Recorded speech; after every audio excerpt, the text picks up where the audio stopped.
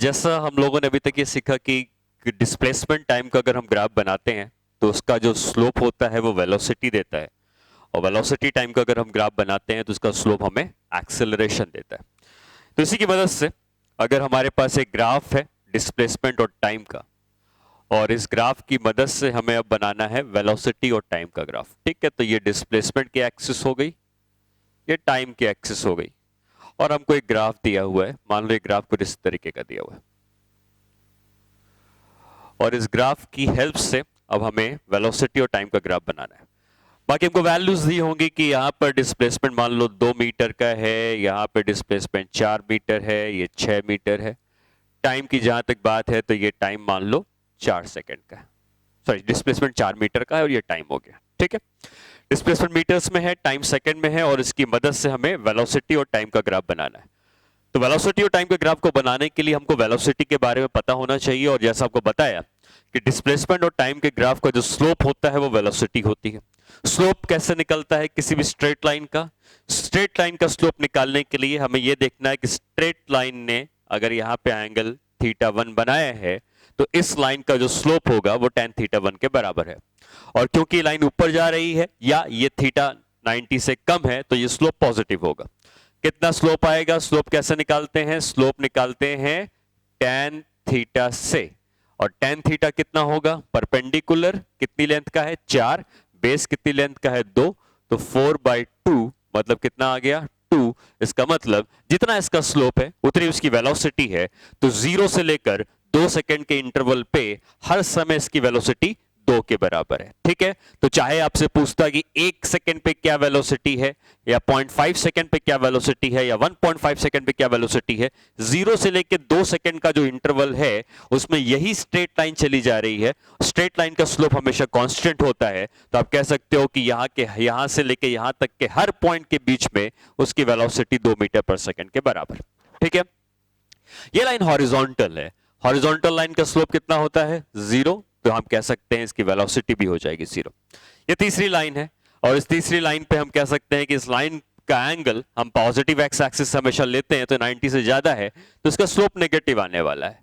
तो slope negative आने वाला है, तो क्या तरीका बताया था? एक तरीका ये बताया था कि अगर हमें ये बड़ा वाला एंगल नहीं, हमें छोटा वाला एंगल भी लेते हैं, तो हमको ये पता है कि वेलोसिटी नेगेटिव होगी, तो स्लोप को क्या लिखेंगे? Minus of tan theta. ठीक है, प्लस tan थीटा नहीं लिखेंगे, स्लोप को लिखेंगे माइनस tan थीटा। θ3 मान लो, तो ये माइनस tan θ3। tan θ3 की वैल्यू कितनी है? परपेंडिकुलर कितनी लेंथ का है? 4, बेस कितनी लेंथ का है? 2, तो ये हो जाएगा माइनस ऑफ 4/2 मतलब -2 मीटर पर सेकेंड। ठीक है, तो हमको यहाँ पे ग्राफ की मदद से ये पता चल गया कि इसकी वेलोसिटी इस इंटरवल पर 2 मीटर पर सेकेंड है, इस इंटरवल पर 2 से 4 के इंटरवल पर 0 है, और 4 से 6 सेकेंड के इंटरवल पर -2 मीटर पर सेकेंड है। ठीक है, और अगर हम इसकी मदद से ग्राफ बनाते हैं वेलोसिटी और टाइम का, तो यहां पर वेलोसिटी हो गई है, यहां पे टाइम की एक्सिस हो गई है, और अब हमें वेलोसिटी और टाइम का ग्राफ बनाना है। ठीक है, टाइम कौन कौन सा है? 2 सेकंड का समय दिया है, 4 सेकंड का समय दिया है, और 6 सेकंड का समय दिया है। ये टाइम की एक्सिस हो गई। 0 से लेकर 2 सेकंड के बीच में इसकी वेलोसिटी है 2 मीटर पर सेकंड, मतलब 0 से 2 सेकंड का जो इंटरवल होगा इसमें ये हमेशा एक ही वेलोसिटी से चल रहा है, और ये वेलोसिटी है 2 मीटर पर सेकंड की। तो यहां से लेकर यहां तक के इंटरवल पे ये हमेशा 2 मीटर पर सेकंड से चलेगा। 2 से 4 सेकंड के बीच में कितनी वेलोसिटी है? 0, स्लोप 0 है तो वेलोसिटी भी 0 है, तो 0 वेलोसिटी हो गई। और 4 से लेकर 6 सेकंड के इंटरवल पर -2 की वेलोसिटी है, तो -2 की वेलोसिटी मतलब वेलोसिटी नेगेटिव है, तो यहाँ पे -2 मीटर पर सेकंड लिखेंगे, और -2 मीटर पर सेकंड के कॉरस्पॉन्डिंग यहाँ पे एक लाइन बना देंगे जो बताएगा कि वेलोसिटी नेगेटिव। ठीक है, तो वेलोसिटी पॉजिटिव और नेगेटिव का सिर्फ डायरेक्शन का फर्क पड़ता है। अगर हम ये कहते हैं कि राइट डायरेक्शन पॉजिटिव है तो वेलोसिटी पॉजिटिव होगी, लेफ्ट डायरेक्शन नेगेटिव है तो वेलोसिटी नेगेटिव होगी, बस डायरेक्शन का अंतर है। बाकी वैल्यू इसकी 2 मीटर पर सेकंड यहां भी है, वैल्यू इसकी 2 मीटर पर सेकंड यहां भी है, डायरेक्शन उल्टा हो गया है इसलिए वेलोसिटी उल्टी हो चुकी है। ठीक है, तो इस तरीके से डिस्प्लेसमेंट टाइम का अगर हमें ग्राफ दिया होगा तो उसका स्लोप निकालकर हम वेलोसिटी टाइम का ग्राफ बना सकते हैं। ठीक है, अच्छा, अब हमने हो सकता है कि ग्राफ में और भी कुछ चीजें दी हो। ठीक है, तो एक क्वेश्चन और करते हैं। और ये क्वेश्चन मान लो हमको कुछ ऐसा दिया हुआ था, क्वेश्चन इस तरह का दिया था कि draw the velocity time graph using displacement time graph. ठीक है, हमको डिस्प्लेसमेंट टाइम का ग्राफ दिया था और उसकी मदद से हमने वेलोसिटी टाइम का ग्राफ बनाया। सिमिलरली एक क्वेश्चन और करते हैं हम लोग, इसमें भी सेम क्वेश्चन है। Draw velocity time graph, v का मतलब वेलोसिटी होगा, velocity time graph using graph of displacement time. ठीक है, तो फिर से हमें एक डिस्प्लेसमेंट टाइम का ग्राफ दिया जा रहा है और उसकी हेल्प से हमें वेलोसिटी टाइम का ग्राफ बनाना है। तरीका सेम रहेगा, हमें हर जगह पे स्लोप निकालना होगा और स्लोप अगर निकल जाएगा तो हम वेलोसिटी टाइम का ग्राफ बना सकते हैं। ठीक है, तो ग्राफ मान लो इस तरीके का, यहां पे टाइम 0 है, यहां पे टाइम हो गया है मान लो 2 सेकंड, यहां पे टाइम हो गया है 3 सेकंड, फिर ये लाइन नीचे चली आई है, यहां पे ये वैल्यू है 2 के बराबर। ठीक है, ये है 5 और ये है 4। ठीक है, और ये है मान लो 6, ऐसा कुछ ग्राफ दिया, या 7 मान लो। अब हमें इस ग्राफ की मदद से ड्रॉ करना है वेलोसिटी टाइम का ग्राफ। ठीक है, तो आपको ये समझना है कि जितनी भी लाइंस है, कितनी लाइंस है, एक लाइन, दूसरी लाइन ये सीधी चली गई तो दूसरी लाइन और ये तीसरी लाइन, 3 लाइन टोटल है। और इन 3 लाइन से 3 लाइन का स्लोप निकालेंगे, जो स्लोप होगा वही वेलोसिटी हो जाएगी। अब सबसे पहले हम स्टार्ट करते हैं इस पहली लाइन से जो ये बनी हुई है 0 से 2 सेकंड के इंटरवल पर, और इस लाइन का स्लोप अगर निकालना होगा तो क्या हम इस एंगल को निकाल लें, थीटा, tan थीटा निकाल लेंगे तो स्लोप आ जाएगा। कैसे निकालेंगे, velocity is equal to tan theta, और tan थीटा की वैल्यू क्या होती है, परपेंडिकुलर की लेंथ ये हो गई और बेस की लेंथ ये हो गई। तो परपेंडिकुलर कितनी लेंथ का है, 2, बेस कितनी लेंथ का है, 2, कितनी आ गई, 1। तो यहां से यहां तक इसकी वेलोसिटी 1 मीटर पर सेकंड हो गई। ठीक है, फिर ये दूसरी लाइन है, अब इस लाइन का हमें स्लोप निकालना है। तो 2 तरीके हैं, या तो हम इतने पार्ट का स्लोप निकाल लें या इतने पार्ट का निकाल लें। ध्यान देना, जब भी कोई स्ट्रेट लाइन होती है तो स्ट्रेट लाइन के हर पॉइंट का स्लोप हमेशा बराबर होता है। तो चाहे आप इतने पार्ट का स्लोप निकालें या पूरी लाइन का निकालें, कोई फर्क नहीं पड़ता, क्योंकि स्ट्रेट लाइन का स्लोप जितना यहां पर है उतना ही यहां पर है। तो इसका स्लोप निकालने के लिए हमसे ऊपर वाला पार्ट अगर कंसीडर करते हैं तो हमें पता है कि ये लाइन ऊपर जा रही थी तो स्लोप पॉजिटिव था, ये लाइन नीचे आ रही है तो स्लोप नेगेटिव है। और अगर हम इस एंगल को थीटा मानते हैं तो क्या इस लाइन का स्लोप, जिसको वेलोसिटी हम कह रहे हैं, वो स्लोप हो जाएगा minus of tan theta. Minus क्यों लगाया गया है, क्योंकि लाइन नीचे गिर रही है तो स्लोप नेगेटिव होगा। अब कितना आ जाएगा, माइनस ऑफ tan थीटा में tan थीटा हो जाएगा परपेंडिकुलर, कितनी लेंथ का है, 2, बेस कितनी लेंथ का है, 1। तो क्या लिख सकते हैं, माइनस ऑफ परपेंडिकुलर 2 बेस 1 कितना आ गया, -2 मीटर पर सेकेंड। ठीक, और अब तुमने जब इतने पार्ट का स्लोप निकाल लिया है तो उसको दोबारा निकालने की जरूरत नहीं है, ये स्लोप भी उतना ही आएगा क्योंकि ये सेम स्ट्रेट लाइन है जो यहां से यहां गई है। तो आप ये कह सकते हो कि ये वेलोसिटी भी -2 मीटर पर सेकेंड के ही बराबर आती, दोबारा नहीं निकालना है। ठीक, ये बच गई तीसरी लाइन। क्या होना चाहिए, स्लोप पॉजिटिव या नेगेटिव, क्योंकि लाइन ऊपर चढ़ रही है और जो भी चीजें ऊपर की तरफ राइज करती हैं उनके स्लोप पॉजिटिव होते हैं, तो इसका स्लोप पॉजिटिव आएगा। कितना आएगा ये निकालने के लिए आप ये कर सकते हैं इस तरीके से, क्योंकि ये लाइन सिर्फ नीचे है तो एक काम करो, समझने के पॉइंट ऑफ व्यू से अगर मैं ऐसा मान लेता कि ये लाइन ऊपर जा रही होती, ये लाइन ऊपर जा रही होती, तो ऊपर से स्लोप निकालना हमें पता है कि अगर हम किसी तरीके से ये एंगल निकाल लें थीटा और tan थीटा निकाल लें तो स्लोप आ जाएगा। क्योंकि यही स्ट्रेट लाइन नीचे चली गई है तो आप चाहे इसका निकालो या इसका निकालो, एक ही बात है, दोनों का स्लोप सेम होगा। और आप देख सकते हैं कि अगर ये एंगल थीटा है तो इसका ये अपोजिट एंगल थीटा हो जाएगा।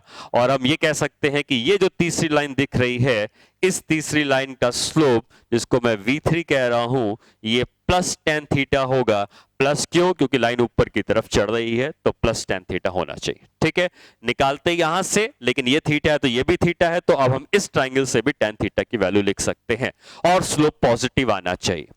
जब tan थीटा लिखेंगे तो परपेंडिकुलर की लेंथ बाई बेस की लेंथ, ध्यान देना, मैं लेंथ की बात कर रहा हूं। तो लेंथ में ये भले यहां पर -4 लिखा होगा, लेकिन लेंथ की बात करेंगे तो ये लेंथ 4 की ही कही जाएगी, ये लेंथ 4 मीटर की ही कही जाएगी, माइनस नहीं लिखोगे। तो tan थीटा में परपेंडिकुलर की लेंथ कितनी है? 4 की लेंथ है।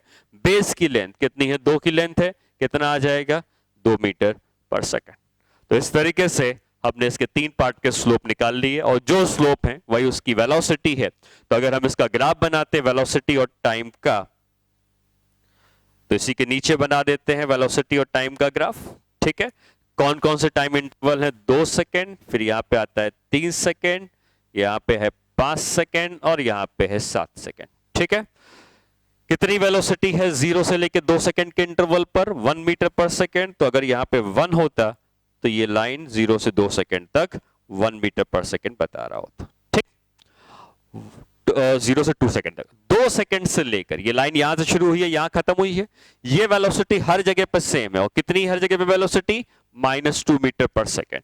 तो 2 सेकेंड से स्टार्ट हुई है और 5 सेकेंड तक चली गई है, मतलब 2 सेकेंड से 5 सेकेंड तक इसकी वेलोसिटी कितनी है? -2 मीटर पर सेकेंड। तो अगर मैंने यहां पर कहीं पे -2 बनाया होता तो हम ये कह सकते हैं कि 2 सेकेंड से लेकर 5 सेकेंड के इंटरवल तक इसकी वेलोसिटी -2 मीटर पर सेकेंड के बराबर। ठीक है, अब कौन सा इंटरवल बचा? 5 से 7। 5 से 7 पे इसकी वेलोसिटी कितनी है? 5 से 7 पे वेलोसिटी 2 है। तो अगर यहां पे 2 मीटर पर सेकेंड होता तो 5 से 7 तक इसकी वेलोसिटी 2 मीटर पर सेकेंड की बनाई जा सकती है। तो 5 से 7 सेकेंड तक ये 2 मीटर पर सेकेंड से चल रहा होता। ठीक है, तो ये ग्राफ बन जाएगा, डिस्प्लेसमेंट टाइम का ग्राफ दिया था और हमने इसकी मदद से वेलोसिटी टाइम का ग्राफ बना लिया।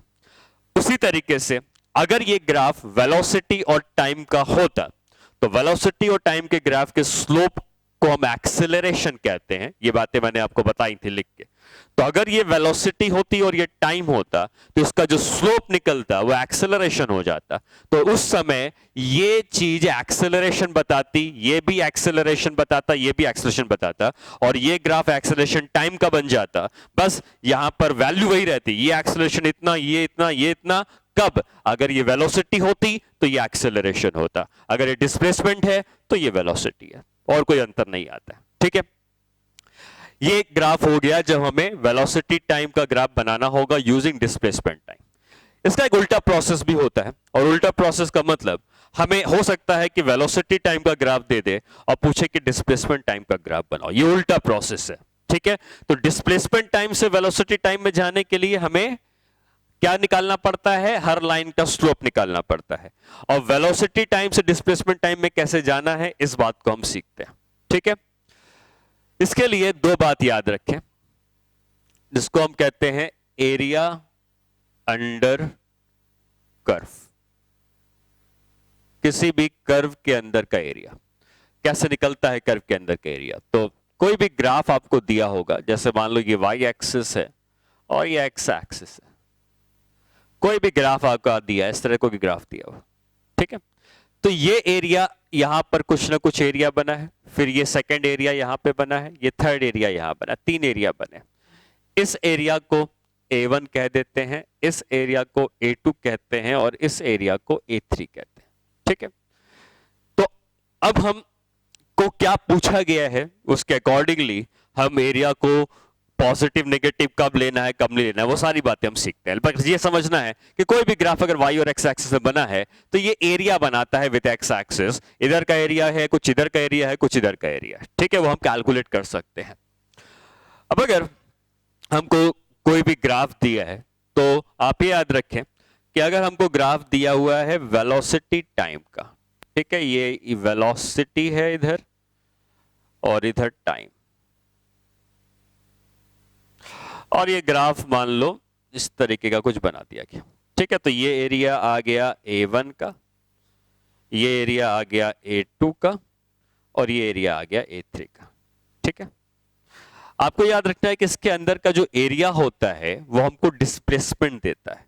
तो अगर आपसे पूछा जाए कि what is the total displacement of the particle, तो डिस्प्लेसमेंट की वैल्यू होगी एरिया A1, ये नीचे है, जो x एक्सिस के नीचे है उसको नेगेटिव लेंगे, -A2 प्लस A3। तो ऊपर के दोनों एरिया पॉजिटिव लेंगे, नीचे का एरिया नेगेटिव लेंगे, और अगर हम इन सबको इस तरीके से जोड़ेंगे तो हमको डिस्प्लेसमेंट मिल जाता है। ठीक है, उसी तरीके से डिस्टेंस अगर निकालना है तो डिस्टेंस को हम निकालते समय तीनों को हम जोड़ देंगे। यहां पे कुछ माइनस का साइन नहीं आता है, यहां पे सीधे सीधे सब पॉजिटिव होते हैं, और अगर आप सबको जोड़ देते हैं चाहे ऊपर हो या नीचे हो तो टोटल डिस्टेंस आ जाएगा।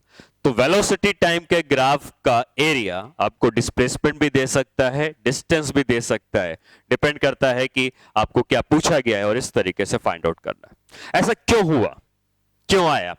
तो एक्चुअली मैथमेटिक्स में एक टॉपिक होता है एरिया अंडर कर्व, जिसमें आपको ये समझना है कि अगर आपको कोई भी एरिया निकालना होता है, ठीक है, तो वो एरिया होता है, एरिया अंडर कर्व में जो एरिया होता है ये इंटीग्रेशन होता है y dx का फ्रॉम x1 टू x2।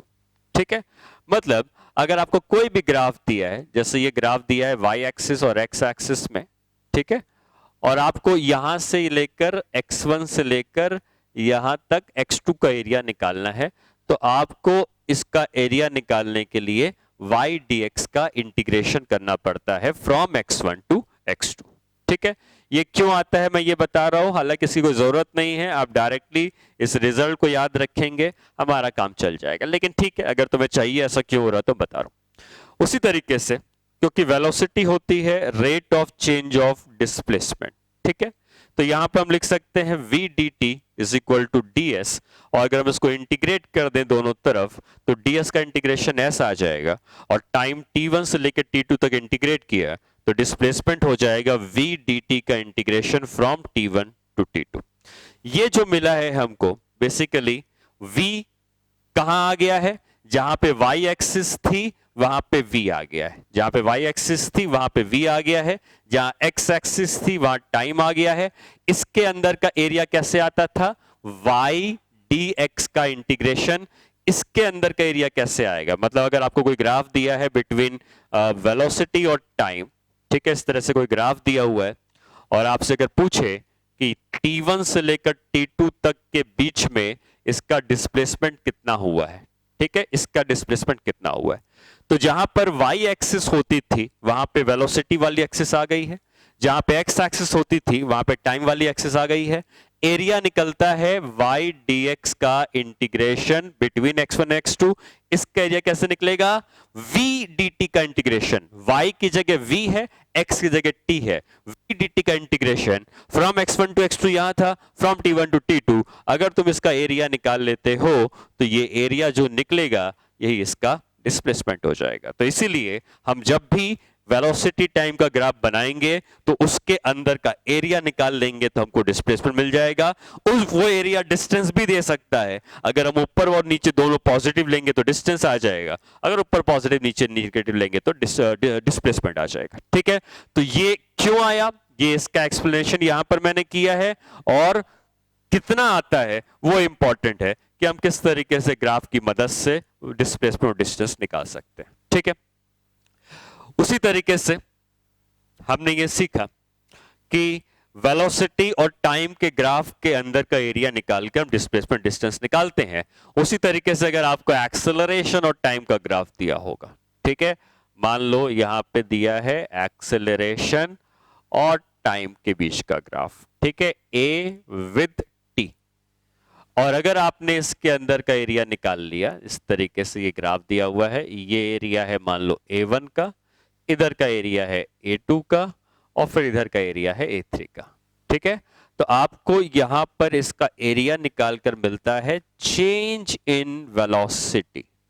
ठीक है, चेंज इन वेलोसिटी का मतलब final velocity minus initial velocity, इसकी जो वेलोसिटी का चेंज आया है इसका मैग्नीट्यूड देता है। ठीक है, और चेंज इन वेलोसिटी का जो मैग्नीट्यूड होता है वही आता है a1 minus a2 plus a3। ठीक है, तो अगर आपको यह पूछता है कि कितना वेलोसिटी में चेंज आया है तो फाइनल वेलोसिटी कुछ रही होगी, इनिशियल वेलोसिटी कुछ रही होगी, चेंज इन वेलोसिटी इतनी आई है, और चेंज इन वेलोसिटी का magnitude a1 minus a2 plus a3 से आएगा। ठीक है, तो हमने क्या सीखा, हमने दो बातें सीखी, area under velocity time graph gives displacement. ठीक है, एक तो ये सीखा, और दूसरा ये सीखा area under acceleration time graph gives change in velocity. ठीक है, ये दो बातें हमें याद रखनी है कि एरिया से हमें क्या मिलता है। तो वेलोसिटी टाइम के ग्राफ के अंदर का एरिया हमें डिस्प्लेसमेंट दे देगा, और एक्सेलरेशन टाइम के ग्राफ के अंदर का एरिया हमको चेंज इन वेलोसिटी दे देगा। ठीक है, अब इसका यूज कैसे करना है, उसका यूज समझते हैं। तो उसका यूज समझने के लिए हमें यह पता है कि हम डिस्प्लेसमेंट टाइम से वेलोसिटी टाइम कैसे बनाते हैं।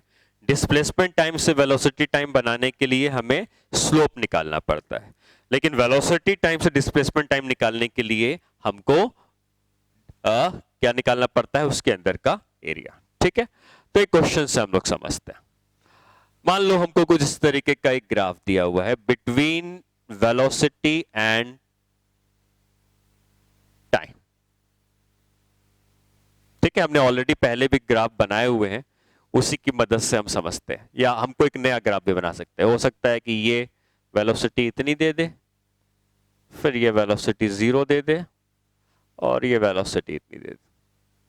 ठीक है, कोई भी हमने ग्राफ बनाया, ये मान लो है 4 मीटर पर सेकेंड, ये है 2 मीटर पर सेकेंड।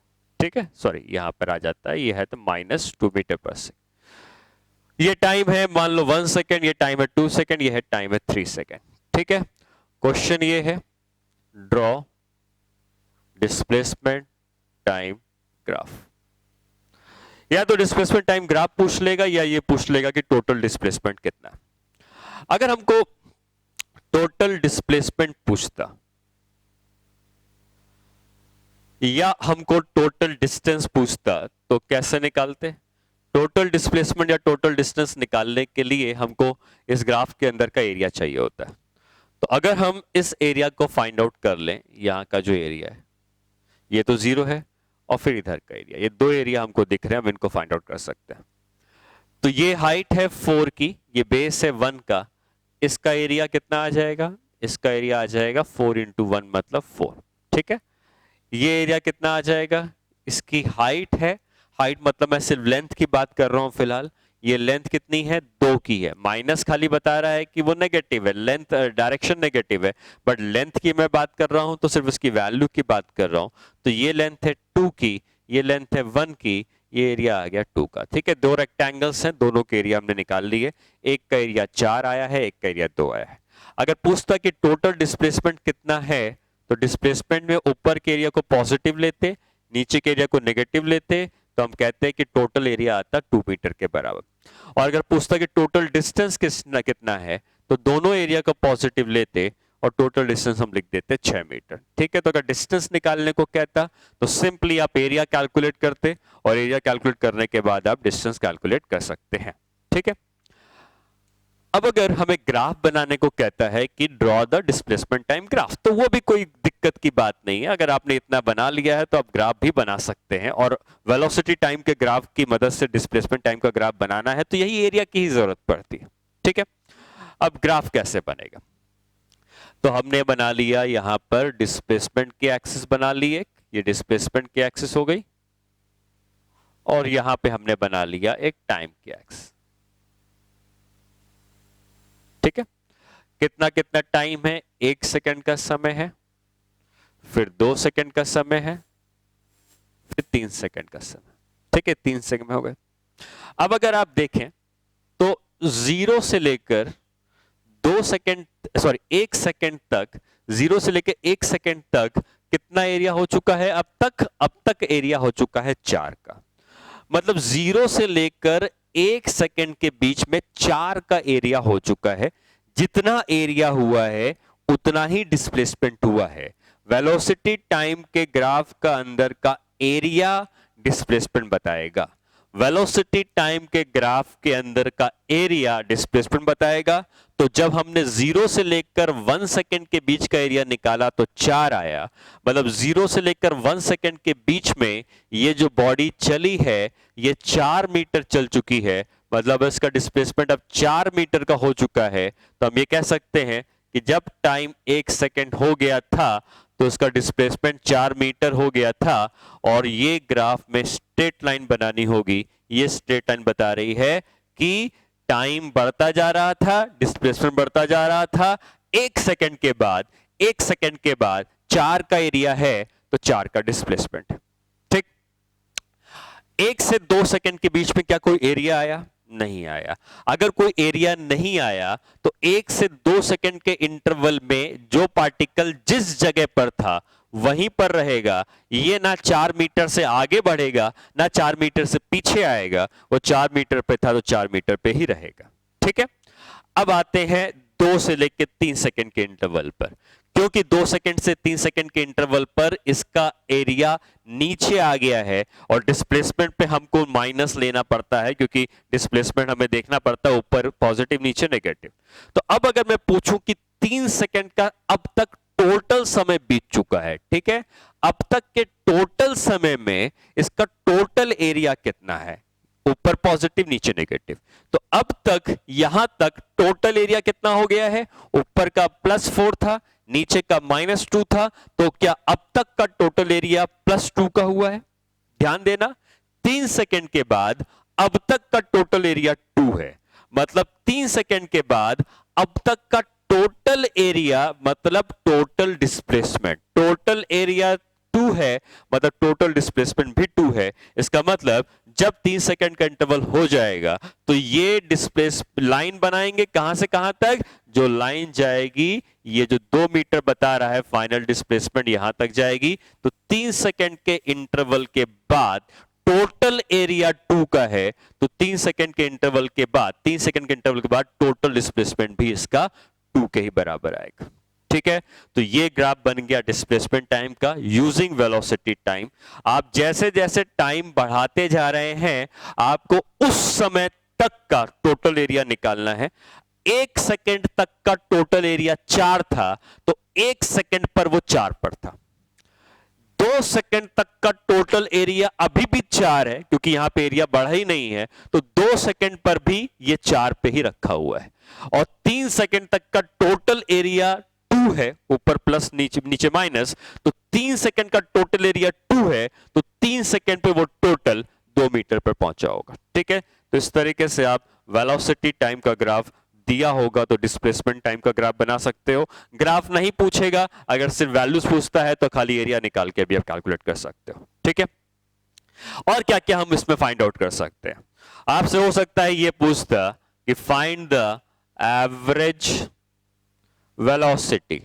कैसे निकालते थे एवरेज वेलोसिटी? एवरेज वेलोसिटी निकालते थे total displacement divided by total time. हमने टोटल डिस्प्लेसमेंट फाइंड आउट किया हुआ है, हमने टोटल टाइम हमको पता है, तो हम यहां से कह सकते हैं कि टोटल डिस्प्लेसमेंट हो चुका है इसका 2 मीटर का, टोटल टाइम बीत चुका है 3 सेकंड का, तो 2/3 मीटर पर सेकंड इसकी एवरेज वेलोसिटी है। अगर ये पूछता कि एवरेज स्पीड कितनी है, तो एवरेज स्पीड कैसे निकालते थे? Total distance divided by total time. तो टोटल डिस्टेंस कितना उसने कवर किया है? टोटल डिस्टेंस 6 मीटर कवर किया। कितने समय में? 3 सेकंड में। तो कितना आ जाएगा? 2 मीटर पर सेकंड इसकी एवरेज स्पीड हो गई। ठीक है, तो वेलोसिटी टाइम के ग्राफ की मदद से हम डिस्प्लेसमेंट निकाल सकते हैं, डिस्टेंस निकाल सकते हैं, एवरेज वेलोसिटी, एवरेज स्पीड, और ग्राफ भी बना सकते हैं कि ग्राफ कैसा बनना चाहिए। ठीक है, चलो ठीक है, फिर नेक्स्ट क्वेश्चन मूव करते हैं। नेक्स्ट क्वेश्चन ये है कि find the time after which particle reaches its initial position। ठीक है, एक ग्राफ दिया जा रहा है और इस ग्राफ को देखकर यह बताना है कि कितने समय के बाद पार्टिकल अपनी इनिशियल पोजीशन पर पहुंच चुका है। यह वेलोसिटी है, यहां पे कहीं पे टाइम की एक्सिस है। ठीक है, और ग्राफ कुछ इस तरीके का दिया हुआ। वही स्ट्रेट लाइन आगे चली गई। मान लो ये वेलोसिटी दी है 4 मीटर पर सेकंड की, ये टाइम दिया है मान लो 3 सेकंड का। ठीक है, तो इस ग्राफ को देख के हमें यह बताना है कि कितने समय के बाद पार्टिकल अपनी इनिशियल पोजीशन पर पहुंच गया। इनिशियल पोजीशन में पहुंचने का मतलब क्या हुआ? इनिशियल पोजीशन में पहुंचने का मतलब उसका डिस्प्लेसमेंट जीरो हो जाना चाहिए, यही मतलब है इनिशियल पोजीशन में पहुंचने का।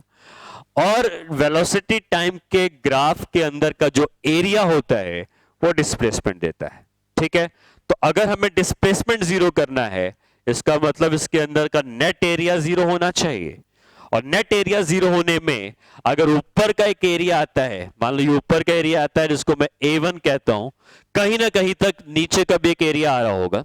ठीक है, इस नीचे के एरिया को अगर मैं A2 कह रहा हूं तो हमें A1 तो फिक्स है, A1 फिक्स है, A2 जितना टाइम बढ़ाते जाओगे A2 का एरिया बढ़ता जाएगा, लेकिन हमें नेट एरिया जीरो करना है, मतलब A1 माइनस A2 को जीरो करना है। A1 माइनस A2 को जीरो करना है मतलब A1 और A2 दोनों बराबर होने चाहिए। तो जितना एरिया ऊपर का उतना एरिया नीचे का है, तो आप देख सकते हैं कि ये दोनों सिमिलर ट्रायंगल्स हैं, ये दोनों एंगल अपोजिट हैं, ये 90 है, दोनों सिमिलर ट्रायंगल्स हैं। और अगर सिमिलर ट्रायंगल्स हैं तो ये 3 की लेंथ है तो ये भी 3 की ही लेंथ होनी चाहिए, और ये 3 की लेंथ है तो ये 6 सेकंड होना चाहिए। और जहां पर ये 6 सेकंड होगा वहां पर जाकर ये दोनों एरिया बराबर हो जाएंगे और उसका डिस्प्लेसमेंट जीरो हो जाएगा। नेट एरिया जीरो है तो डिस्प्लेसमेंट जीरो है। ठीक है, यही क्वेश्चन आपको दूसरे तरीके से पूछ सकता था, ये कह सकता था कि ये ग्राफ है एक्सेलरेशन और टाइम का। ठीक है, एक्सेलरेशन टाइम के ग्राफ का एरिया क्या बताता है? आपको बताया गया था अभी कि एक्सेलरेशन और टाइम के बीच का जो ग्राफ बनता है उसका एरिया बताता है चेंज इन वेलोसिटी। तो अगर मैंने वेलोसिटी की जगह एक्सेलरेशन रखा होता, यहां पे टाइम होता, और मैं ये पूछता कि कितने समय के बाद पार्टिकल की फाइनल वेलोसिटी इनिशियल वेलोसिटी के बराबर हो जाए। अगर फाइनल वेलोसिटी इनिशियल वेलोसिटी के बराबर होनी है तो चेंज इन वेलोसिटी कितनी हो जाएगी? जीरो। और चेंज इन वेलोसिटी जीरो हो जाएगी तो आपको पता है कि एक्सेलरेशन टाइम का ग्राफ होता तो उसके अंदर का एरिया चेंज इन वेलोसिटी देता।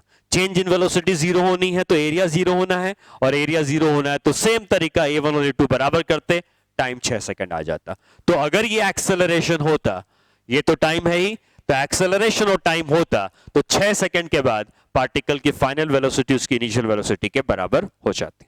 ठीक है, तो ये कुछ क्वेश्चंस हो गए जिसमें हमने एक ग्राफ अगर दिया है तो उसकी मदद से हमने दूसरा ग्राफ कैसे बनाना है इसको सीखा, और ये सीखा कि डिस्प्लेसमेंट टाइम के ग्राफ का स्लोप वेलोसिटी देता है, वेलोसिटी टाइम के ग्राफ का स्लोप एक्सेलरेशन देता है। उसका उल्टा होता है कि वेलोसिटी टाइम के ग्राफ का एरिया डिस्प्लेसमेंट देगा और एक्सेलरेशन टाइम के ग्राफ के बीच का एरिया चेंज इन वेलोसिटी देगा। ठीक है, इतना करने के बाद हम थोड़ा और आगे बढ़ते हैं और यह समझते हैं कि अगर हमें कोई और ग्राफ दिया होगा तो उसमें और क्या क्या चीजें पूछी जा सकती है। ठीक है, मान लो हमसे ये कहता है कि ये ग्राफ हमको बना के दिया गया है बिटवीन डिस्प्लेसमेंट एंड वेलोसिटी, एक ग्राफ बना के दिया। इस ग्राफ में हमें यह पता करना है कि कहां से कहां तक वेलोसिटी पॉजिटिव है, कहां से कहां तक नेगेटिव है। इस पॉइंट को A कहते हैं, ये A है, यहां पे B है, यहां C है, यहां D है। ठीक है, तो हम लोगों ने जब कर्व का स्लोप देखा था, ठीक है, तो कर्व का स्लोप हमें पता था कि हमें कैसे निकालना है, पॉजिटिव नेगेटिव कैसे डिसाइड करना है, ये सारी चीजें सीखी थी।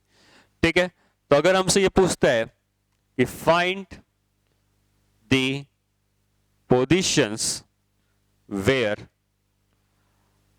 velocity is positive, velocity is negative, velocity is zero, velocity is increasing, velocity is decreasing। ठीक है, ये चीजें पूछी गई। तो अगर हम इस ग्राफ की मदद से ये फाइंड आउट करना चाहें तो पहले तो हम पॉजिटिव नेगेटिव कैसे डिसाइड करते थे? जीरो, ये तो आसान था। जहां पर भी हाईएस्ट पॉइंट आता है यहां पे वेलोसिटी जीरो होती है, जहां भी लोएस्ट पॉइंट आता है यहां वेलोसिटी जीरो होती है। तो जब हम सॉल्यूशन करते हैं इसका तो हम कह सकते हैं कि पॉइंट ए पर उसकी वेलोसिटी जीरो है और पॉइंट सी पर इसकी वेलोसिटी 0 है, ये कहा जा सकता है। पॉजिटिव कहां कहां पर है? जब ये ग्राफ ऊपर चढ़ता है तो वेलोसिटी पॉजिटिव होती है, नीचे आता है तो वेलोसिटी नेगेटिव, स्लोप नेगेटिव तो वेलोसिटी नेगेटिव, ऊपर जाएगा तो स्लोप पॉजिटिव तो वेलोसिटी पॉजिटिव। डिस्प्लेसमेंट टाइम का स्लोप वेलोसिटी होता है। तो हम ये कह सकते हैं कि O से लेकर A तक इसकी वेलोसिटी पॉजिटिव है क्योंकि ग्राफ ऊपर चढ़ा है। A से लेकर B तक वेलोसिटी नेगेटिव है, B से लेकर C तक भी वेलोसिटी नेगेटिव है, ग्राफ नीचे आ रहा है, और C से लेकर D तक ग्राफ ऊपर चढ़ा है, तो फिर से इसकी वेलोसिटी पॉजिटिव हो गई। ठीक है, तो इस तरीके से हमने पॉजिटिव नेगेटिव डिसाइड किया। फिर आता है इंक्रीजिंग डिक्रीजिंग। इंक्रीजिंग डिक्रीजिंग भी मैंने बताया था कैसे निकालना होता है।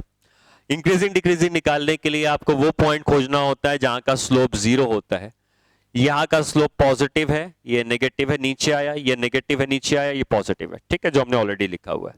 फिर मैंने आपको बताया था कि अगर आपको इंक्रीजिंग डिक्रीजिंग खोजना है तो जहां की जहां का स्लोप 0 है उसके पॉजिटिव साइड पर देखेंगे, और पॉजिटिव साइड पर हमें यह समझना है कि कोई भी वैल्यू अगर पॉजिटिव से 0 आ रही है, पॉजिटिव मतलब ज्यादा से 0 पहुंच रही है, तो क्या ये डिक्रीजिंग कहा जाएगा, और एक साइड डिक्रीजिंग है तो दूसरे साइड इंक्रीजिंग कहना है। ठीक, फिर यहां पर भी 0 है, पॉजिटिव साइड हमेशा कंसीडर करना है। कोई भी चीज 0 से पॉजिटिव हुई है तो क्या उसको इंक्रीजिंग कहेंगे, इसको इंक्रीजिंग कहेंगे तो उसको डिक्रीजिंग कहेंगे। ठीक, तो आप बता सकते हैं कि O से लेकर A तक वेलोसिटी क्या हो रही है, वेलोसिटी इंक्रीज कर रही है, सॉरी डिक्रीज कर रही है। O से लेकर A तक वेलोसिटी डिक्रीज कर रही है। A से लेकर B तक क्या हो रहा है, A से लेकर B तक वेलोसिटी इंक्रीज कर रही है। ठीक है, फिर B से लेकर C तक क्या हो रहा है, B से C तक वेलोसिटी फिर से डिक्रीज कर रही है, और फिर C से लेकर D तक क्या हो रहा है, C से लेकर D तक वेलोसिटी इंक्रीज कर रही है। ठीक है, तो इस तरीके से आप इंक्रीजिंग और डिक्रीजिंग निकाल सकते हैं। चलो ठीक है, फिर इसके आगे और बढ़ते हैं, और इसके बाद हम कुछ और ग्राफ समझते हैं कि कैसे बनते हैं। मोशन अंडर ग्रेविटी में अगर कोई ग्राफ बनाना होगा तो कैसे बनाना है, ये पार्ट हम समझते हैं। ठीक है, तो मोशन अंडर ग्रेविटी या एक्सेलरेटेड मोशन। ठीक है, तो graph of motion under gravity. तो हमें जो ग्राफ बनाने होते हैं मोशन अंडर ग्रेविटी में, वो डिस्प्लेसमेंट टाइम और वेलोसिटी टाइम के बीच में होते हैं। तो मैं थोड़ा सा अगर आपको याद दिलाऊं कि अगर हम लोगों ने जब डिफरेंट तरीके के ग्राफ पढ़े थे तो मैंने डिफरेंट केसेस भी बताए थे। इसमें डिस्प्लेसमेंट टाइम का ग्राफ के लिए मैंने आपको बताया था कि अगर कोई पैराबोला बनता है, ये पैराबोला ऊपर की तरफ होता है जब एक्सेलरेशन पॉजिटिव होता है, लेकिन मोशन अंडर ग्रेविटी में हम एक्सेलरेशन को क्या नीचे की तरफ लेते हैं और नेगेटिव लेते हैं, और नेगेटिव लेते हैं, तो हमेशा ये वाला पैराबोला बनाया जाएगा जब भी मोशन अंडर ग्रेविटी का ग्राफ आएगा। ठीक है, और दूसरी बात, वेलोसिटी और टाइम के ग्राफ में, वेलोसिटी और टाइम के ग्राफ का स्लोप होता था एक्सेलरेशन। ठीक है, और मैंने आपको बताया था क्योंकि एक्सेलरेशन नेगेटिव है तो ये ग्राफ इस तरीके का बनता था। ठीक है, स्ट्रेट लाइन बनता था। ये तब बनता था जब इनिशियल वेलोसिटी पॉजिटिव है, ये बनता था इनिशियल वेलोसिटी 0 है, ये बनता था इनिशियल वेलोसिटी नेगेटिव है। ये तीनों ही स्ट्रेट लाइन बन रही हैं, और इन तीनों स्ट्रेट लाइन का जो स्लोप है वो किसके बराबर है, वेलोसिटी टाइम के ग्राफ का स्लोप एक्सेलरेशन होता है।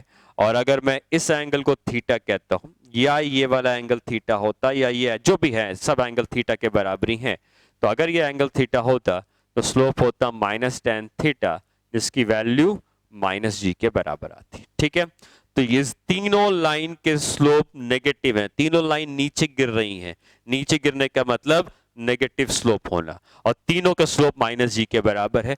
कोई भी लाइन इधर नहीं गई है क्योंकि टाइम हमेशा पॉजिटिव होता है, टाइम कभी नेगेटिव नहीं हो सकता, तो ग्राफ इसी तरफ बनते हैं। ये पॉजिटिव इनिशियल वेलोसिटी, ये 0 इनिशियल वेलोसिटी, या नेगेटिव इनिशियल वेलोसिटी। तो मोशन अंडर ग्रेविटी में याद रखना है, डिस्प्लेसमेंट टाइम कुछ इस तरीके का दिखेगा, वेलोसिटी टाइम कुछ इस तरीके का दिखेगा। डिपेंड करता है कि किस तरीके का क्वेश्चन दिया गया है, अकॉर्डिंगली आपको ग्राफ बनाना है। ठीक है, तो अगर हम एक क्वेश्चन से स्टार्ट करते हैं, ठीक है, draw displacement time and velocity time graph for a particle projected vertically upwards from ground। ठीक है, तो एक पार्टिकल को हमने ग्राउंड से ऊपर की तरफ फेंका है और हम ये चाहते हैं कि उसका डिस्प्लेसमेंट टाइम और वेलोसिटी टाइम ग्राफ बनाए। ठीक है, तो देखना समझना होगा हमें। इसमें हमें ये पता है कि पार्टिकल को अगर हम सीधा ऊपर फेंक देते हैं, पार्टिकल को अगर हमने सीधा ऊपर की तरफ फेंका है, किसी वेलोसिटी से फेंकेंगे, तो ये पार्टिकल करता क्या? ये पार्टिकल सीधे ऊपर जाता, कुछ देर तक ऊपर जाता, रुकता और वापस आके गिर जाता। ठीक है, हम एयर रेजिस्टेंस वगैरह कोई भी चीज कंसीडर नहीं करेंगे, मान के चलेंगे सारे रेजिस्टिव फोर्स जीरो हैं, और आप जितनी स्पीड से उसको ऊपर फेंकते, गिरते समय उसकी उतनी ही स्पीड होती और वो उतनी स्पीड से आके वापस ग्राउंड में गिर जाता। ठीक है, डिस्प्लेसमेंट टाइम के जहां तक ग्राफ की बात है, तो हमको पता है कि डिस्प्लेसमेंट टाइम का ग्राफ कैसा बनना है। डिस्प्लेसमेंट टाइम का ग्राफ ये उल्टा पैराबोला बनना है। ठीक है, तो जब हमने पार्टिकल को स्टार्टिंग में फेंका, तो वो उस समय उसका डिस्प्लेसमेंट कितना था? स्टार्टिंग में 0 था, क्योंकि हमने जब उसको फेंका था तो वो पहले ही ग्राउंड में था, उसका डिस्प्लेसमेंट 0 था। फिर जैसे पार्टिकल ऊपर जाएगा उसका डिस्प्लेसमेंट बढ़ेगा और फिर नीचे गिरेगा। तो आपको याद रखना है कि बनना यही पैराबोला है। ठीक है, बनना यही पैराबोला है। और क्योंकि जब टाइम 0 था, टाइम 0 था, तो क्या उसका डिस्प्लेसमेंट भी 0 था? तो स्टार्टिंग यहां से होनी है और ये पैराबोला इस तरीके से बना देना।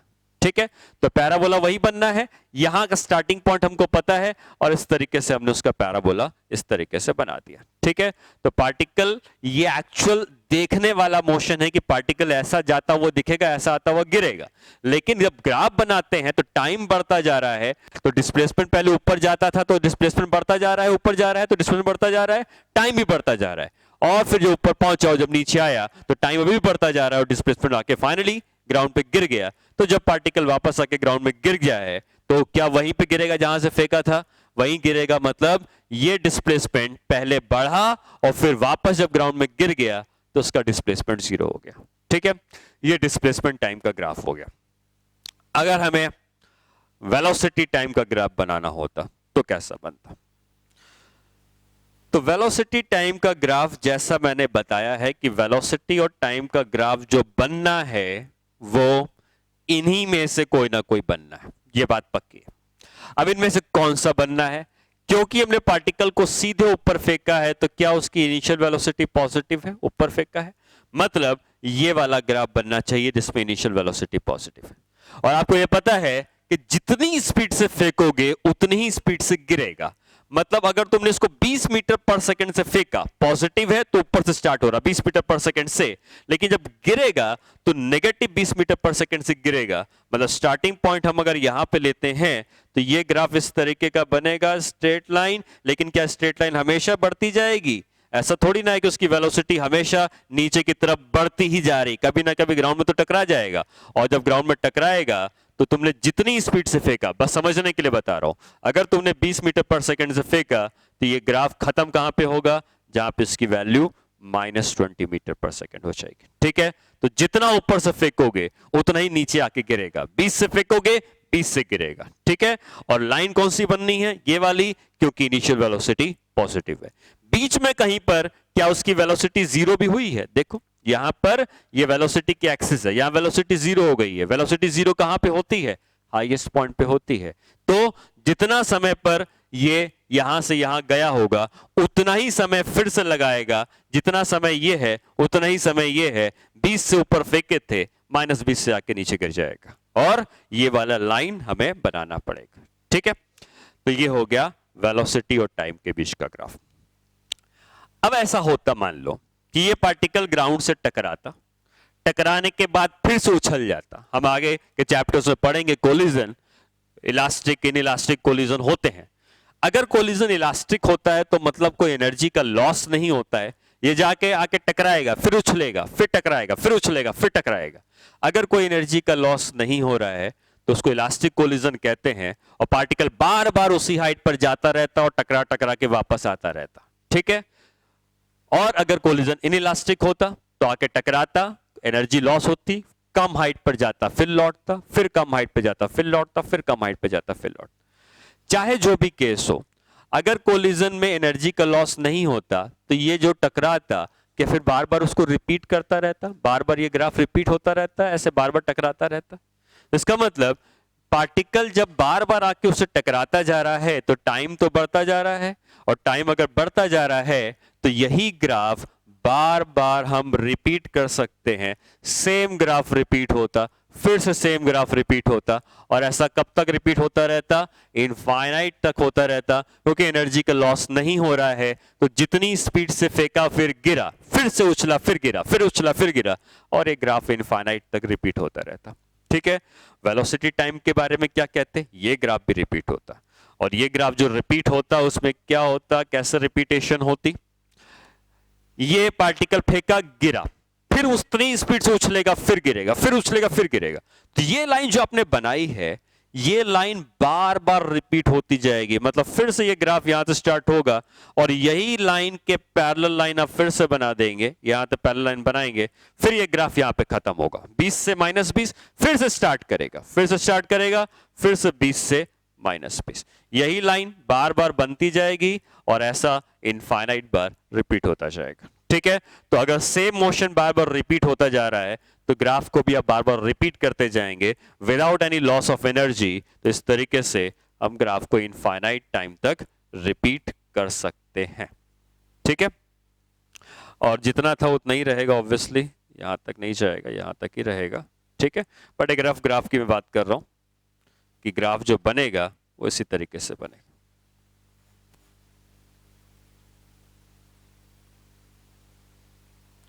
ठीक है। इस तरीके से ग्राफ बन रहा होगा। अब अगर दूसरा केस होता जहां पर एनर्जी का लॉस होता, एनर्जी का लॉस होता मतलब ये जितनी हाइट तक जाता, गिरता, फिर एनर्जी कुछ उसकी लॉस हो जाती कोलिजन की वजह से, तो फिर से जब ये उछलता तो उतनी हाइट तक तो पहुंच नहीं पाता। फिर क्या होता कि ये उछलता तो जरूर, लेकिन ये कम हाइट तक जाता और गिर के वापस आ जाता, फिर ये उछलता फिर कम, तो इसकी हाइट लगातार कम होती जाती। लेकिन मोशन देखो तो वही है, ग्राउंड से जाके गिरा, फिर ग्राउंड से जाके गिरा, फिर ग्राउंड से जाके गिरा। तो ऐसे केस में क्या होता कि ये वाला ग्राफ तो यही रहता, ठीक है, ये वाला ग्राफ यही रहता, लेकिन अब उसका जो वो है, कह सकते हो कि जितनी हाइट तक जाता वो कम हो जाता, तो फिर ये कम हो जाता, फिर ये ग्राफ और कम हो जाता, और इस तरीके से ये ग्राफ के हाइट लगातार कम होती जाती क्योंकि एनर्जी का लॉस होता, ठीक है। तो अगर आपको क्वेश्चन में दिया है कि इसकी एनर्जी का लॉस हो रहा है तो आपको इस तरीके से उसकी हाइट को भी कम करते जाना है। और यहां पर भी वही चीज होती, क्योंकि अगर एनर्जी का लॉस होता तो 20 से फेंकते तो पहली बार तो 20 से गिरता, लेकिन 20 से गिरने के बाद जब उछलता तो वापस 20 से नहीं उछलता, हो सकता है कि 18 से उछलता, 18 से उछल के 18 से गिरता, फिर 15 से उछल के 15 से गिरता, 10 उछल के 10 से गिरता, स्पीड धीरे धीरे कम होती जाती। तो ग्राफ 20 से यहां तक आता, लेकिन दूसरा ग्राफ यहां से कहीं शुरू होता, 20 से नहीं 18 से शुरू होता, और 18 से जाकर -18 तक आता, यहां तक कहीं आता, ठीक है।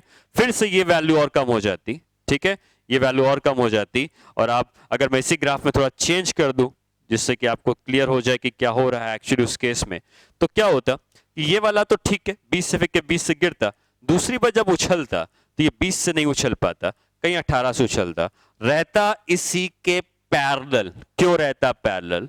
क्योंकि वेलोसिटी और टाइम के ग्राफ का स्लोप एक्सेलरेशन होता है जो कि हमेशा ग्रेविटी के बराबर है। तो जितना स्लोप इसका होता उतना ही स्लोप इसका होता, पैरेलल होता। फिर ये लाइन थोड़ी सी और कम हो जाती, वेलोसिटी कम हो जाती, फिर इसके पैरेलल लाइन बनती, फिर ये और कम हो जाता, फिर पैरेलल लाइन बनती। तो ऐसा बार बार रिपीट होता जाता। लेकिन जो लाइन 20 से शुरू के -20 में आई थी, अगली बार 18 से -18, 15 से -15, 10 से -10, और ये लाइन बनती पैरेलल, लेकिन उसका जो साइज होता वो डिक्रीज करता जाता है, ठीक है। तो कोई एनर्जी का लॉस नहीं होता, तो सेम राइट को रिपीट करते रहते, लेकिन एनर्जी का लॉस होगा तो आपको लाइन का जो साइज होगा वो छोटा करना पड़ेगा, ठीक है। ये हो गया displacement time and velocity time के ग्राफ दो केसेस में, ठीक है। कभी कभार हमको डिस्टेंस टाइम और स्पीड टाइम भी पूछ लेता है। तो मैं आपको यहीं पर बता दूं कि अगर आपको वेलोसिटी टाइम पता है तो स्पीड टाइम कैसे निकालते हैं। वेलोसिटी टाइम से ही स्पीड टाइम निकाल सकते हैं और डिस्प्लेसमेंट टाइम से डिस्टेंस टाइम निकाल सकते हैं। तो तरीका क्या है, वो तरीका मैं आपको बताता हूं।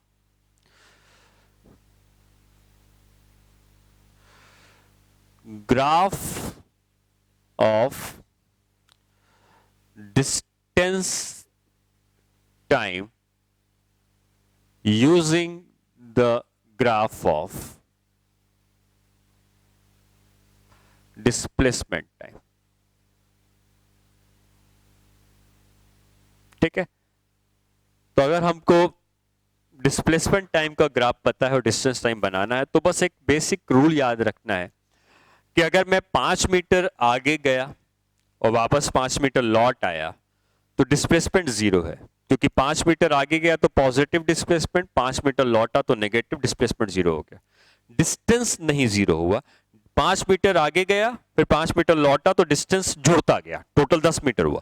तो डिस्टेंस हमेशा बढ़ता जाता है। आप चलोगे तो डिस्टेंस कवर कर रहे हो। डिस्प्लेसमेंट बढ़ सकता है, घट सकता है। अगर वापस आने लगोगे तो घटने लगेगा, दूर जाने लगोगे तो बढ़ने लगेगा। तो डिस्प्लेसमेंट की वैल्यू में ग्राफ ऊपर से नीचे आ सकता है। आप देख सकते हैं कि ग्राफ डिस्प्लेसमेंट का ऊपर गया और फिर नीचे आ गया, क्योंकि पार्टिकल नीचे आया तो डिस्प्लेसमेंट भी नीचे होने लगा। लेकिन डिस्टेंस कभी नहीं घटता है। अगर पार्टिकल 20 मीटर ऊपर गया और फिर 20 मीटर नीचे आ गया तो डिस्टेंस हमेशा इंक्रीजिंग ही होगा। इस बात का यूज करते हुए आपको बेसिक रूल याद रखना है कि डिस्प्लेसमेंट टाइम का ग्राफ अगर हमको दिया हुआ है, ठीक है, यह है मान लो डिस्प्लेसमेंट टाइम, और इसकी मदद से हमें बनाना है डिस्टेंस टाइम। ठीक है, तो ग्राफ मान लो कुछ इस तरीके का बना था। ठीक है, इस तरीके का बना था, यही बना था हमें पिछली बार। तो आपको बस ये समझना है कि अगर ये डिस्प्लेसमेंट टाइम का ग्राफ चाहे ऐसा हो या जैसा भी हो, जब तक ये बढ़ रहा है, जब तक ये डिस्प्लेसमेंट बढ़ रहा है, तब तक कोई दिक्कत नहीं है, क्योंकि डिस्टेंस तो हमेशा ही बढ़ता है, डिस्प्लेसमेंट भी बढ़ रहा है। बढ़ने वाले पोर्शन में अलग से लिख देता हूं, ये बढ़ने वाला पोर्शन है। ठीक है, ये बढ़ने वाला पोर्शन। तो बढ़ने वाले जो पोर्शन है वो आप समझ लें कि ये आइडेंटिकल होंगे। बढ़ने वाले पोर्शन आइडेंटिकल होंगे। चेंज कहां आएगा? जो पोर्शन घटेगा। अगर ये डिस्प्लेसमेंट यहां से यहां तक घट गया है, या यहां से यहां तक घट गया है, या यहां से यहां तक घट गया है, तो जो चीज घटी है वो घटनी नहीं है, डिस्टेंस से उसको ही बढ़ना है। मतलब ये वाला जो पोर्शन आप देख रहे हैं, ये इसको उल्टा कर देना है। तो जो नीचे आया था इसको ऊपर कर देना है। उसी तरह से ये जो नीचे आया था ये ऊपर कर देना है, और ये जो नीचे आया था इसको ऊपर कर देना है। ठीक है, ये तीनों ऊपर होने चाहिए। ठीक, लेकिन एक बात और कि भाई ये तो मैंने बताया कि कैसे हम लोग नीचे या ऊपर कर रहे हैं। जो पोर्शन ऊपर गया है वो एज इट इज है, नीचे वाले को ऊपर कर देना है। ऊपर वाला सही रहा, नीचे वाले को ऊपर, ऊपर वाला सही रहा, नीचे वाला ऊपर। लेकिन जब तुम ग्राफ बनाते हो एक्चुअल डिस्टेंस टाइम का, तो डिस्टेंस टाइम का ग्राफ हमेशा इंक्रीज करता रहता है। मतलब डिस्टेंस टाइम का ग्राफ कभी भी नीचे नहीं आता है, यह हमेशा ऊपर बढ़ता है। तो देखो, मैं अगर यहां बनाता हूं तो जो पहला पोर्शन आपको दिख रहा है 1, वो आपने वैसे ही बना दिया। ठीक है, 1 वैसे ही बना दिया, 1 में तो कोई अंतर नहीं है। लेकिन जो पोर्शन 2 है, इस पोर्शन 2 को हमने क्या कर दिया? उल्टा कर दिया है। तो 2 वाला पोर्शन इस तरीके से बन गया। ठीक है, 2 वाला पोर्शन ऐसे बन गया। 3 वाला पोर्शन वैसे ही बनाना है जैसा ये था, लेकिन स्टार्टिंग पॉइंट वही होगा जहां 2 खत्म हुआ होगा। तो जो 3 बनेगा वो 3 जो बनेगा वो बनेगा ऐसे ही, लेकिन वहां बनेगा जहां पे 2 खत्म हुआ था। तो 2 खत्म हुआ तो फिर 3 बन जाएगा। फिर 4 कहां बनेगा? 4 नीचे आ रहा था, ऊपर कर देना है। तो जो 3 कहां पे खत्म हुआ, 3 के आगे ही 4 आएगा, लेकिन 3 जैसा बना था वैसा बन गया। 4 जो नीचे आ रहा था ये कहां चला गया? ये ऊपर चला गया, ये 4th हो गया। ठीक, उसी तरीके से 5th वैसे ही बन गया जैसे ऊपर गया था, 5th वैसे ही बन गया, और 6th जो नीचे आया था उसको ऊपर कर देना है, और 6th। तो आप देख सकते हैं डिस्टेंस टाइम हमेशा ऊपर बढ़ता जा रहा है। ठीक है, और कैसे हम बनाते हैं, जो पोर्शन नीचे आया था उसको ऊपर कर देना है, और 1 खत्म होगा तो 2 बनेगा, फिर 2 के बाद 3, 3 के बाद 4, 4 के बाद 5, 5 के बाद 6। डिस्टेंस हमेशा बढ़ता जाएगा, कभी डिस्टेंस नीचे नहीं आ सकता। नीचे डिस्टेंस आना मना है, क्योंकि डिस्टेंस हमेशा इंक्रीज करता है, कभी डिक्रीज नहीं कर सकता। ठीक, तो ये ग्राफ बना है वेलोसिटी टाइम की मदद से, सॉरी डिस्टेंस टाइम का ग्राफ बनाया है हमने डिस्प्लेसमेंट टाइम की मदद से। तो सिमिलरली अगर हम दूसरा ग्राफ बनाते हैं स्पीड टाइम का, तो उसको भी समझते हैं। तो graph of speed time using the graph of velocity time. अब स्पीड टाइम का ग्राफ बनाना है वेलोसिटी टाइम के ग्राफ से, लेकिन यहां पे थोड़ा सा अंतर यह आता है कि डिस्टेंस घट नहीं सकता है, ठीक है, लेकिन स्पीड घट सकती है। स्पीड बढ़ सकती है 20 किलोमीटर पर आवर, 30, 40, 50, 60, फिर स्पीड घट भी सकती है, ठीक है, कम होकर 0 भी हो सकती है। बस एक अंतर रहेगा कि स्पीड नेगेटिव कहीं नहीं हो सकती है। स्पीड नेगेटिव कहीं नहीं हो सकती है, इसका मतलब कि अगर हम कोई ग्राफ बना रहे हैं और इस ग्राफ में अभी हम उस ग्राफ पे भी आएंगे जो हमने बनाया था, लेकिन अगर हम कोई ग्राफ बना रहे हैं तो इन जनरल रूल क्या है, और फिर हम जो पहले ग्राफ बनाए थे उसमें स्पीड टाइम का ग्राफ बना के देखेंगे। तो रूल ये है कि अगर आपके पास वेलोसिटी और टाइम का ग्राफ है तो ये बढ़ सकता है, घट सकता है, ठीक है, फिर ये नीचे भी घट सकता है, ठीक है, फिर ऐसे भी हो सकता है, ये कोई कर्व बन जाए, कुछ भी हो सकता है, फिर ये ऊपर भी जा सकता है, फिर ये ऐसे जा सकता है, ठीक है। आपको ये समझना है कि जो पार्ट ऊपर का है उसको हमको नहीं छेड़ना है, वो वैसे ही दिखेगा। स्पीड टाइम का ग्राफ बनाने के लिए जहां पर वेलोसिटी नेगेटिव हो गई है, बस इस ग्राफ को उल्टा कर देना है। मतलब क्या होता है एक्चुअली अगर देखा जाए तो ये पोर्शन जो नीचे दिख रहा है, इस पोर्शन को हम ऊपर कर देते हैं। ये पोर्शन नीचे दिख रहा है, इस पोर्शन को ऊपर कर देते हैं। मतलब आपको क्या करना है, ये एक मिरर है मान लो, और जो नीचे था इसकी मिरर इमेज ले लेनी है। तो क्या हम इसकी मिरर इमेज लेते तो इस तरीके का कुछ हमको शेप दिखता, ये यहां पर आ जाता, इसकी मिरर इमेज यहां बन जाती, और फिर ये ग्राफ ये ऊपर जा रहा होता तो ये नीचे आ जाता, फिर इस तरीके से, ठीक है। मतलब जो पोर्शन आपको नीचे दिख रहा है इसकी मिरर इमेज आपको ऊपर ले लेनी है। ये वाला ग्राफ वेलोसिटी टाइम का था, ये जो ऊपर दिख रहा है ये स्पीड टाइम का है। तो जो पोर्शन जो नीचे है इसकी मिरर इमेज ऊपर की तरफ ले लेनी है, ठीक है। तो इसमें हमको क्या करना है, take the mirror image of the portion of graph which is below the time axis, ठीक है। जो पोर्शन जहां पर टाइम एक्सिस के नीचे आ गया है या जो वेलोसिटी नेगेटिव हो गई है उसकी मिरर इमेज ले लेनी है। हमने कुछ देर पहले जो ग्राफ बनाया था वेलोसिटी टाइम का, अगर हम उसी ग्राफ को देखें तो ये डिस्प्लेसमेंट टाइम था, इसका डिस्टेंस टाइम मैंने बता दिया कैसे बनना है। अगर ये वेलोसिटी टाइम है और उसे स्पीड टाइम बनाना होता तो क्या फर्क पड़ता, जो पोर्शन नीचे आ रहा है